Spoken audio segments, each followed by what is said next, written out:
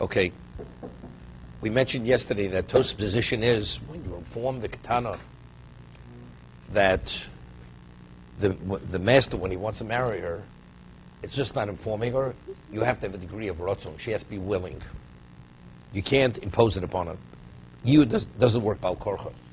A father can marry her off. This is going contra Rabbi Yosef Yehuda. Contra Rabbi Yosef Yehuda holds most achron kedushin nitnu, that the balance of the servitude is being used for marriage.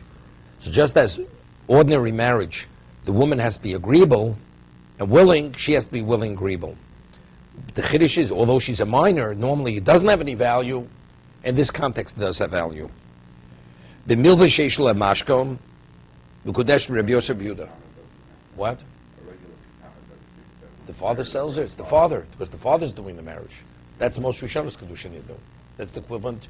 The money that's received is kiddushin. She's totally irrelevant. Without getting into a maid servant, when a father wants to marry off a daughter who's a minor, and he does the first step, kiddushin, does he have to ask her permission? No. I mean, if she's old enough, because of hafta d'orecho kamocha, he should just inform her. And she says no, he shouldn't do it. Okay. If there's an alternative. And what about the second step? No, once she's married, she's married. No. After kiddushin, the second step. No, he doesn't have to even mention it to her, because she's married right to the man. It's just advancing that same relationship. Okay. And in this particular case here, are we talking about the first or the second stage? First stage. But we're going according to the opinion. I know Right. We're only talking about the first step. We're talking about kiddushin. Kedushin. In the second step. Well, now you have to go back to the father, because she's no longer a maidservant. You have to go back to the father, because now the father has to give permission for chuppah. Is she freed from being a maidservant the moment kiddushin takes Yes, place, yes. or after Nisuin? No. The moment kiddushin, she's no longer a maidservant. That's the trigger. Correct. She's the wife of the first stage of marriage. Okay. B'milva sheish le mashkan b'kedushin Rabbi Yosef Yehuda. Ein the first mar b'mashsh lo b'shas alvo. The koni lo Rabbi Yitzchok. He says this case, which Rav Nachman is speaking about, this context, that if you marry her with the milveh, which the collateral was given, it's not the mashkon of shlo b'shas alvo, which means the debt was due, and the court ruled that the borrower must give collateral. We're not speaking that case. Rabbi Yitzchok should be mentioned. Maybe Leil. Gabi Kitcha Mashka Mekudeshes. The Gemara said earlier, a person marries a woman with a mashkom. Mekudeshes says Rabbi Yitzchok. Uleil Hoyelo Lohavi to Rabbi Yosef Yehuda. And the Gemara earlier should have brought our Gemara here. Afil b'mashkom shas alvora ayri. So therefore he says Ela afil b'mashkom shas alvora ayri. Meaning, initially when he borrowed the money, the father, he gave the collateral immediately, or an ordinary case. A man lends money to a woman on the condition that it's a secured loan, she gives him collateral. Even if he retains the mashkon.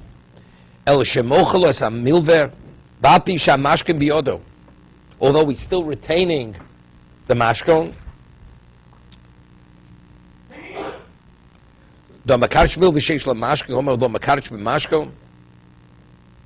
the question is, Vimtomer Kaven the Makarish Bandos Mechilas Milve Afilu below Mashko. Now he's asking the question.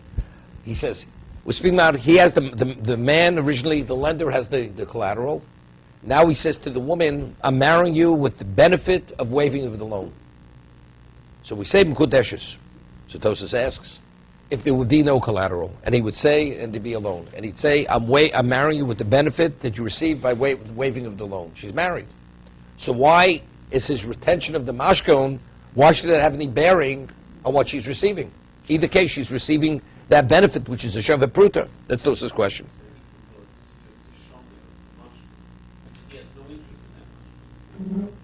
No, ultimately he's going to return the mashkon. Maybe. That's all he is. He's a showman, right? So what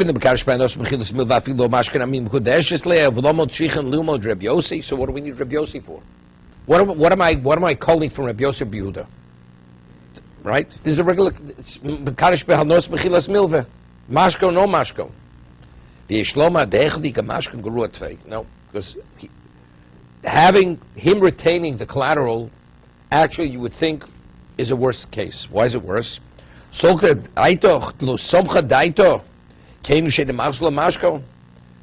Because maybe she will not have sufficient intent, although she remains silent, because he's not giving her back the collateral. Just as Rabbi Yossi, she remains in his possession, so to say, in his domain, under his jurisdiction. We say when he converts it, it's a valid marriage. We say there's sufficient gemiras das. Identically, in an ordinary case where a loan was collateralized, even though the lender did not return the collateral to the borrower, she has sufficient intent with her silence to be married. But we see from this Tosas at this point that what is, when it says she has to be told, it's not just be informed, the minor. She has to be willing, because we see clearly, we're talking about Gemiras Das. If it's just telling her, what relevance does it have Gemiras Das? She doesn't have sufficient intent. You never need intent. So you see from Tosas over here, that when the Torah says you have to tell her, it's more than telling her. Telling her in a way and wait to see whether she's agreeable or not agreeable. So silence, we're saying, is being consenting. But if she would open say, I'm not interested, then he's not able to impose it on her, according to Rabbi Yosef Rabbi Yehuda. Okay? So it comes out a tremendous, which is a little bit of a dochik. Because the Gemara says, we quoted a Brisa, says that according to the Chachomim, as long as he marries her before sundown, she's married. That means even though there's no Shava Pruta at the very end. According to Rabbi Yosef Yehuda, one has to have a Shava Pruta. It's explicit in the Brisa. We have another halachic difference. According to Rabbi Yosef Yehuda, according to the Chachomim, even if she is opposed to the marriage, it's irrelevant, because the father married off. According to Rabbi Yosef Yehuda, since it's what's left, the balance, she has to be agreeable. If she's not agreeable, she's not married. I mean, that's also a profound difference between Rabbi Yosef and the Chachomim. So why does the Bryce only speak about whether there's a Shava Pruta or not a Shava Pruta at the very end? Right? From there would be indicated that what? That you don't need her consent.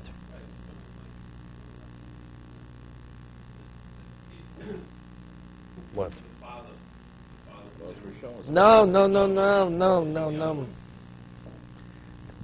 Most Rishonos, most Acharonos, that's a Machlok's term. That's explicit in the Brisa. It's a Brisa. We're going to read it again. We read it once. According to the Tanakama, as long as he marries her before Shkia, she's married. Rabbi Yosef says, no, you have to have a Shava Pruta left. If there's not a Shava Pruta left of servitude at the end, he cannot marry her. And what's the Machlokas? Was it most Rishonos, most Acharonos? That's explicit in the Brisa. That's the halachic difference between the Chachomim and Rabbi Yosef. I'm asking a question. According to the way Tosas is learning, if you hold most Rishonos, and then the man says, and we said even if you hold most Rishonos, he has to inform the girl that he's marrying her, the minor he's marrying her. She screams bloody murder, I don't want to be married. It's irrelevant if you hold most Rishonos, because the father already gave her over. But according to Rabbi Yosef Yehuda, if she screams bloody murder, seems to be, she's also married.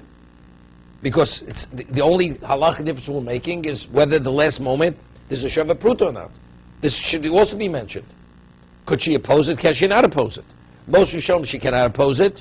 Most Achronis, she could oppose it. So evidently we see over here, she cannot oppose it.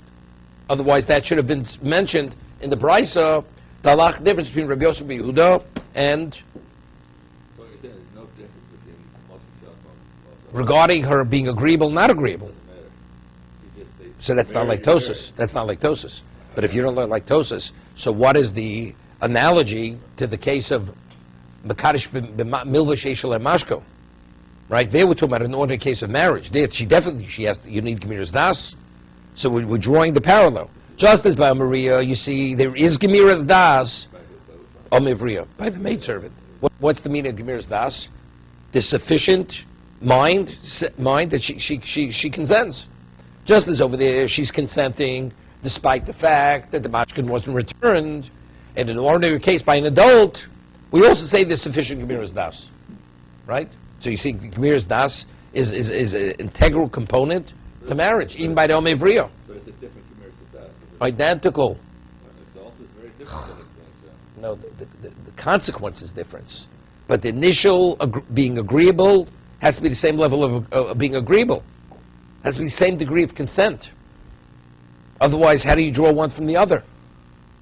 Right, we're drawing an adult from the minor. That means they're parallel. They're on the same level. Okay? So how do we answer it? But if you don't explain the Gemara Tosafos, then they're not equal. They're not the equivalent of one or the other. You had a difficulty. So what do you say, Howard? Can the man, he's declaring his intention. To me, it sounds like initially he wanted just a maidservant. And then towards the end of the servitude, he says, I want to marry her. But she didn't know that. So he's declaring his intention, I want to marry you. And she has the choice to say, well, I was either a maidservant, now you're asking me for marriage. So I have the option to say no. But initially, if he bought the girl to marry, then there's no question. So I would do it that way. He has to declare what his intentions are. Okay, you don't understand the question I'm asking. Okay. I'm asking, the bride says, what is the halach? Yosef Yehuda and the Chach. Initial money was given for marriage or not? Right. Wait a sec, wait, an unintention. It's a brisa, quoted a brisa. Okay. Whether the last moment has to be a Shaveh Pruta, not a Shaveh Pruta. That's the halach difference between Rabbanon and Rabbi Yosef Yehuda. That's explicit. I'm asking, there's another difference between the two of them. What in the brisa? Because her initial understanding of the servitude was that she was going to be a maidservant, and now... I'm asking, according to Rabbi Yosef Rabbi Yehuda, it should say she has to consent, and if she doesn't consent, she's not married. In the brisa. She was sold as... If she was a maidservant, and the master... She has to have consent. Okay. still married. You miss, we're at different levels. She's still married, though. What do we All you have to say is harem possessively, and she's... No, because we're saying the silence is consent. Right, but it's not really, it's still part of the whole youth process. But then she doesn't have to consent. What about she would oppose it? She would oppose it by the Omivrio. She's married. No! According to those, she's not married. Why doesn't that have to be mentioned in the Brisa? Why not? No. Why is it push it? Why is it simple? Well, it's most Rishonos, Yeah, most Rishonos. She's married. That's it. Wait a second. No, but it's again, most Rishonos, you don't need a Sheva Pruta.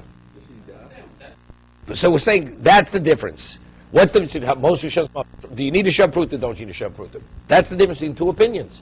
So I'll tell you now the difference between two opinions. Does she have to consent? Doesn't she have to consent? Right? What does it say that? That's a halachic difference. Most Rishonos, she doesn't have to. It's like the father married her off. Does she have to consent? She doesn't have to consent. Most Achronos, once the father's out of the picture, now she has to consent. If she consents, if she doesn't consent, then it's not worth Sheva Pruta. Her transfer from being a Sheva or Amei to being a wife. It's not worth Sheva Pruta. What if someone... He marries her, he wants to marry her 2 years into the servitude. It's worth a fortune to balance. What if it's not a Sheva Pruta? This is a Sheva Pruta. She doesn't consent, then from the first, because she doesn't benefit. Let me just ask a question, just to make sure I'm understanding this. According to the opinion of Matlach Tosafos, most Rishonos... No, it has nothing to do. No, most Rishonos has nothing to do with Tosafos. No, I'm saying, I'm going now according to the opinion of Matlach Tosafos. No, so that's nothing with most Rishonos. What it says, even most Achronos, does she just have to be informed that he's marrying her?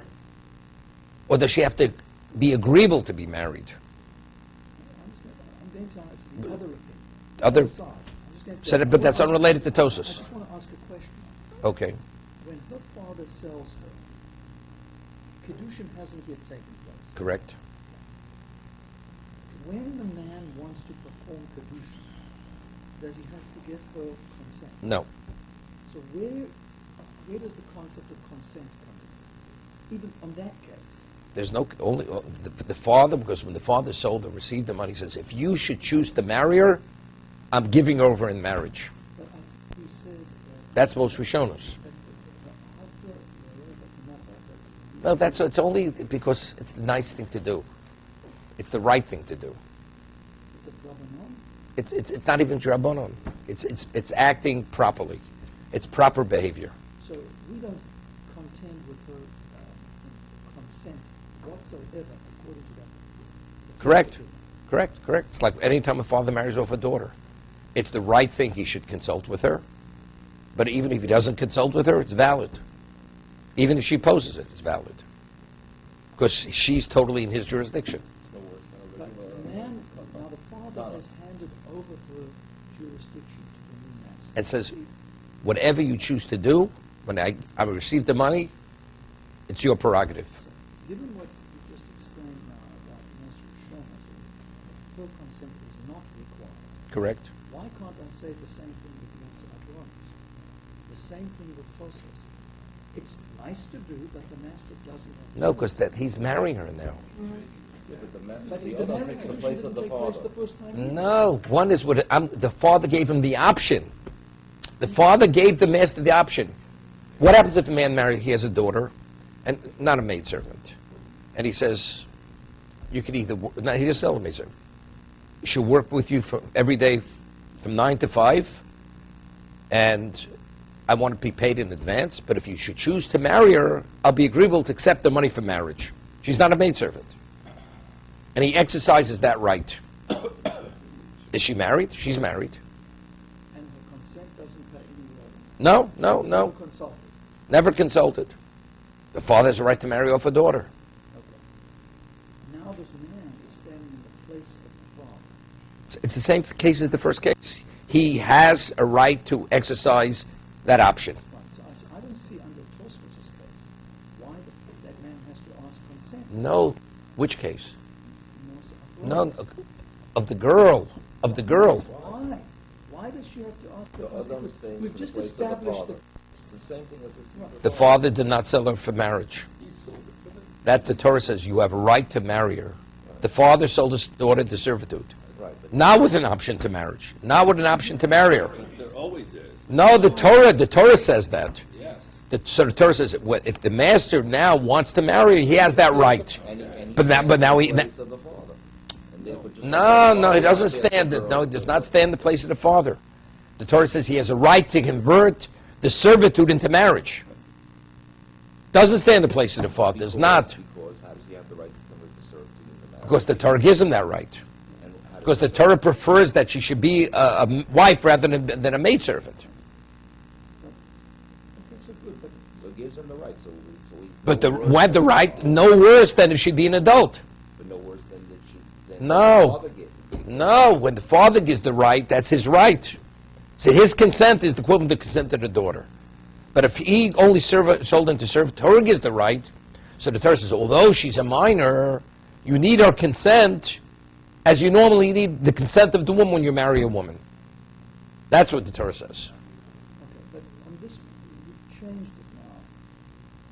You're creating a case where the father did not give the consent to marry. He did not, when he sold her, he did not sell her for marriage. I understand, but if he did, But no. if he did, You can't have two things going simultaneously. Can't have two things. The moment you sell her to servitude, you forfeited your right. She's no longer in your domain. She's no longer in your domain. the master, when he sold her into slavery, he also consented. Your consent means nothing now. The moment she enters in slavery, she's no longer in your jurisdiction. So what you want or you don't want becomes irrelevant at this moment. Let's say the father opposes the marriage. You hold Mosach Chronos, the father says, I don't want you to marry her. It's irrelevant what you want. She's no longer in your jurisdiction. So she's no longer in your jurisdiction. You can't dictate anything. When you sold her into servitude, that means she left your domain. She's no longer in your domain for anything. In what regard is she in the domain of the master? Servitude. No, just It's clear. no. Let's just, the man sold his daughter, and he was agreeable to the marriage, if the option should be exercised. Let's just go with that case. But It's the normal case of Amavuah. Okay, that's the case. He sealed her and he said... Yeah, but the question is, I agree what you're saying, but does it make a difference whether he's agreeable or not agreeable? Just go with that case for a minute. We'll come with the other Okay. case. There's no other case. That's the same case always. With the most Rishonos, most Achronos, he's agreeable to marriage. Okay, But does that mean anything? The question is, what is the meaning of those words? What do those words mean? He's agreeable. What you just said is that in the case where he's agreeable to the marriage, and if we go with most Rishonos, no consent is required in this world. Why? Forget about why. That's the case. No, I said there's a big difference. Why? But in the other case, if you go with most Achronos, Right. the consent of the girl is now required, even though the father agreed to it up front. That's the point I keep making. So why? Why So, is that okay, the case? so let me explain it. Most Rishonos means when he sells his daughter into servitude, two things are happening simultaneously. He's selling her as a chattel, but simultaneously, the Torah says, he's also giving him the right, meaning when she leaves his domain, it's leaving his domain on two levels, for servitude and marriage. And the father could transfer that right. Although she's being transferred as a maidservant, he could also transfer the right to marry her as an option. When you sell her, according to most Achronis, no, when the father chooses to relinquish the rights of his daughter, you can never transfer the right to marry. That's not your right to transfer. The moment she leaves your domain, you no longer can dictate her life for marriage. And now, so where does the master have the right to marry her? Torah says, because we prefer she should be a wife rather than a maidservant. So we give you the right to convert the value of the servitude into marriage. But what about her intent? She's a minor. So we say, although normally a minor has no halachic intent, but in this context, as long as she consents, that's sufficient. That's what the Torah is saying. Where's the Torah saying? Where's the Torah saying that she has to consent on the Wait, wait a second, Tosas is deriving it from Rav Nachman. Boys, Rav Nachman can't draw the parallel to the case of Mekadosh B'milveh Sheish Lemashko. Otherwise, they're not comparable. We say, over here, even though Mekadosh B'milveh Hanos Mechilas Milveh is valid, so why is this case any worse? Because here I would think she doesn't have Gemira's Das. But I see from Amivriya that there is Gemira's Das.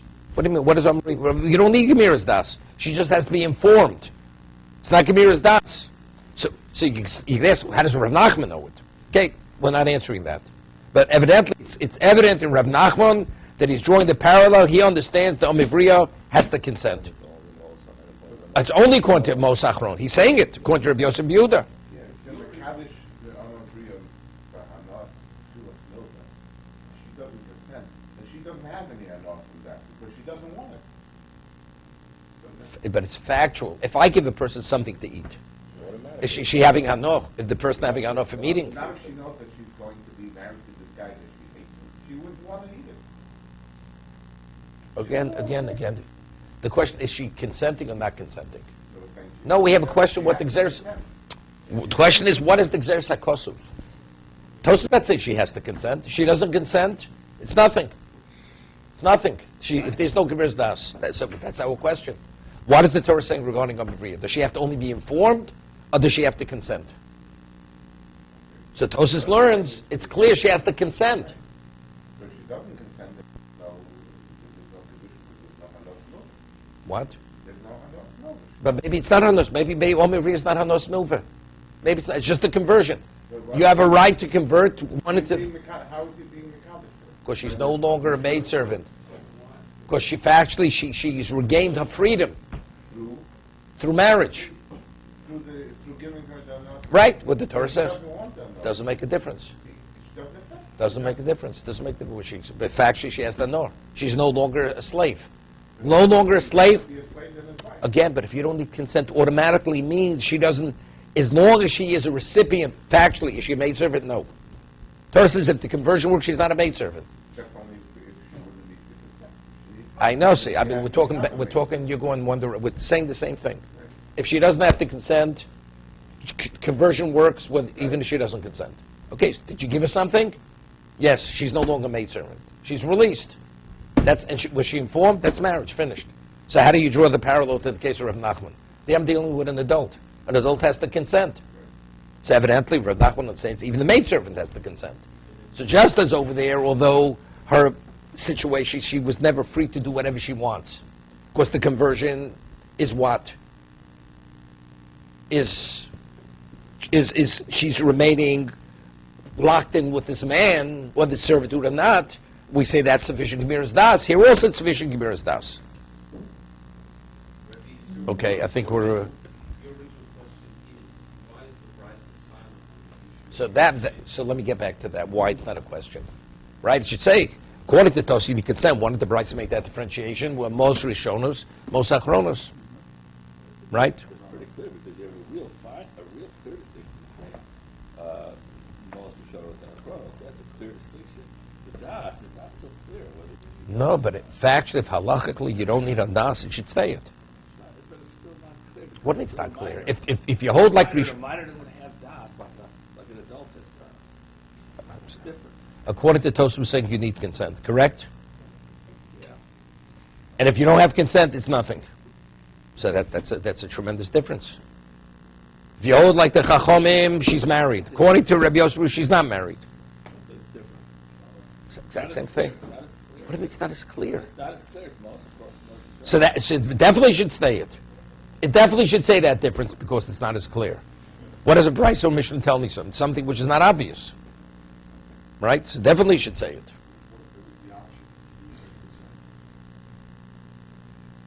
No, it has no, but the Torah is saying something tremendously here. Even though under normal circumstances, no. Even though under normal circumstances, the mindset, the intent of a minor has no value whatsoever, Torah says here it has value. He does have an option. Normally, if a man wants to marry no, not if she's a minor. Not if she's a minor. Man wants to marry a young girl. She's less than 12 years old.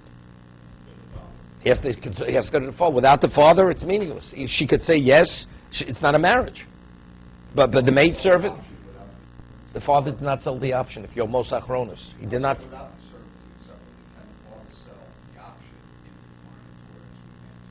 Yes, definitely. No, because there the father's in full control continuously. Only because she left his jurisdiction as a maidservant. The what? That's the Gemara number base. It's a machlokas. No, it's masna mashikosa batorah. Right? The sale is only in condition you cannot marry her. It's a machlokas tanoim. We have a principle masna mashikosa batorah, which we'll discuss on Amid Base. So I think the difference is very, very, very simple. Mos Achronos means you're marrying her. You're marrying her with the money, right? What is marriage? Marriage normally is consent. Doesn't have to mention it. It's obvious. Mos Rishonos means the father married her, gave her the option to marriage when he sold her. Mos Achronos means that's what it is. When the father received the money, was that the means of the marriage? Was that the basis of the marriage? Or it's the money that's left? So who's actually involved in the act of marriage? The girl with the master. So that's the reason why it doesn't say it. Yeah, but it's a minor, so how do you wouldn't think that she would have to. What? She's a minor, so we wouldn't think that she would have to. Then what do you have to inform her for? Logically, if you're informing her, she has to consent. If in the case of a regular marriage, the daughter does not have to consent. That's different because the father's consent is the daughter. Here the father is not relevant to it. Once I say Mos Achronos, automatically you have to have somebody. Marriage is not marriage unless you consent. There's no such thing as marriage unless you consent. You would think that a minor would not consent. The minor can't consent. She doesn't have that. So here you see that she does have to consent. No. You always need consent. You always need. The Torah says she has to consent. The Torah says yud. Definitely, does she have to be informed? So what does she have to be informed? So you'd say because marriage is a consent is a key component in marriage. Why normally does it make a difference? Because she's a minor. Because you need halachic das. So then why in Moshe Shabbos does she not need to consent? I was just thinking, the Ketzos I mentioned regarding Zechiyah, Zochel Shelo B'Fonov. Remember the Ketzos I said that it's not that we say with certainty that if the person would know that he's benefiting through your act, he would want you to be a shliach. Rather, the Torah says when something is in one's best interest, the Torah points to the shliach. The Torah points to the shliach. So the question is, so where's the das? You don't need das, right? If we could say with certainty it's in the best interest of the person, the Torah will appoint the shliach. Although who normally appoints an agent? The person appoints the agent. In this situation, you don't have to. What the Torah is saying like this, you normally need halachic das, right, to bring about the end result. As long as the girl consents, who gives the master the option to marry? If you're Mosach, the Torah. So the Torah is involved in this process. The Torah says if she consents, it is. So who's actually so-called completing the act of marriage? No, her consent. What she consents, that is marriage. The Torah is saying it's marriage. Normally, when a woman consents, it's between the two parties. Torah is not involved. It's the husband and the wife. So unless you have halachic das, the marriage is not a marriage. But over here, and therefore, if you want to marry a katana normally, it doesn't mean anything because she does not halachic das. But over here, what's the Torah saying? Torah says you have a right to marry her.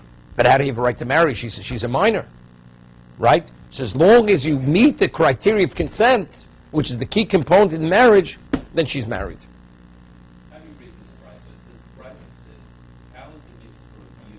Let's read the Bryce inside. Where does it say in the Torah that you would have consent? I don't understand. Where is it saying in Torah, well, you are a God? You don't know. So So I said that question's on Rav Nachman. If Rav Nachman is drawing the parallel to an ordinary case from Amivriya, where does Rav Nachman know? Nobody needs consent. You have to say that Rav Nachman understands marriage cannot happen unless there's consent. There's no such thing as marriage. Yibum, the Torah says explicitly, is Bal Korcha. There's no such thing as marriage Bal Korcha. I have the father's the daughter. He consents. But Amivriya, if you're Mos Achronos, so where's the consent? You cannot talk about marriage unless there's consent. That's Rav Nachman's understanding. Yibum is not marriage. Yibum is not marriage. Yibum is taking over the marriage of the deceased brother. That's the reason why you don't need the consent of the Yavama. marriage is in the best interest of the girl. Because the concept of But we're talking about marriage. yield. All of a sudden we're creating a marriage without consent. There's no such thing as marriage without consent. That's Rav Nachman's understanding. But it's not really marriage like every marriage is here. It's called yield. It's not called yield. Because here there's no halachic intelligence. Okay. So here is You don't need that. halachic intelligence. But do you need consent? It's not marriage if there's no consent. Marriage is a two-sided relationship. That's what marriage is. So if she's a minor, the father marries her, that it is two-sided. You don't need her consent. Also, No, you do need consent. The father's the one who gave the consent. but she does You not- need every marriage you need two parties Okay, to be so involved. The father's and his husband. The father's consenting. At the end of the day, she is not. It's irrelevant because she's not the one, because the father's the one who it's like you're marrying the father. Okay, marrying father. So now when Maos Achronos, so the Adam takes the place of the father and gives The Adon does not take the place of the father. No consent. The father, does not take. The father sold him into servitude. And why can't the father marry any longer? Because he relinquished his rights over his daughter. The Torah says now it's preferable the master should marry her rather than keep her as a maidservant. According to the Torah, saying when you sell someone to servitude, implicit in that is the No. That's part of the Implicit sale. in the purchase, but that's not what the father sold. The father did not sell the yiyud. The father sold his daughter into Right, servitude. but he knows it. So irrelevant what he knows. It doesn't make a difference what he knows. Makes a difference. It's irrelevant. But that's not. It's not a right he sold. You cannot sell the right of kiddushin. You cannot sell the right of kiddushin. I'll give you an example. No, he didn't sell the right of. That Torah says he does have the right to sell that. He does have the right to sell the right of kiddushin. Yeah. So that's the difference. Does he sell the right of kiddushin? Does he not sell the right of kiddushin? Right. When she enters in your domain, do you become me? or don't you become me? Most Hashem, you become me. Yeah. So if you become me, so as I decide to marry off my daughter, you can decide to marry my daughter, because that's the right you have, You could also decide not to marry the daughter. right? Most Achronos means when the father sells, it's a right which cannot be transferred. So where does the master have the right? The Torah gives him the right. But if the Torah gives him the right to marry, to convert the servant into marriage, but what about the girl? Where's the consent? You have to have always two parties. And that's the reason why the minor, but there's no halachic das, it's irrelevant. That's the Gzeres HaKosa, but consent you need. Explain the price. He gets two witnesses together. He says to the maidservant, Hare- I'm converting you to my wife. And she says, I don't want it. What are they witnessing? Nothing. It's like what happens if a man gives a woman a ring, and she says, I'm accepting the ring as a gift, not as marriage. And what are they witnessing? They're witnessing something which the man didn't give it for. He says, Mukadesh, she says, I'm accepting as a gift, not as marriage. So they're witnessing nothing. You read the price as She's remaining silent. you need her consent. That's simple. It's understood. And that's why it's not, that's why consent is not mentioned. That's why it's not mentioned, right? Okay? So let's read it again. Tanur Rabbanan. Kate said, Mrs. Yud, Omalo b'fnei shnayim. Person says, the master says before two witnesses, Harei miyuedesli. It's just the order because Harei miyuedesli, Mukadeshesli, Muresesli. Afilu b'sos sheish shonim. Sheish, even at the very end of the 6 years, Afilu somel ch'shkiyas hachamo. Even no, it's telling you can even maybe you have to say miyuedes. There's something as to what the formulation is. No, because maybe it's the wrong terminology. Right? No, as long as it means marriage, it's sufficient. Mukdesh is... We have that earlier. No. I understand that. Here it's a much greater chiddush. Kiddushin normally means, maybe you mean, you have to meet certain criteria. Yud means that you don't have to meet that criteria. So it says irrelevant. As long as it means marriage, that's sufficient. That's what the Bryce is telling us. Whatever term you use. Afilu sobach shkiyas hacham no b'minig ishus. They know b'minig shiv. Yosef Yudomer in Yeshos b'yom k'dei lasus im Yosef v'prut mukudeshes. V'im lav ein mukudeshes.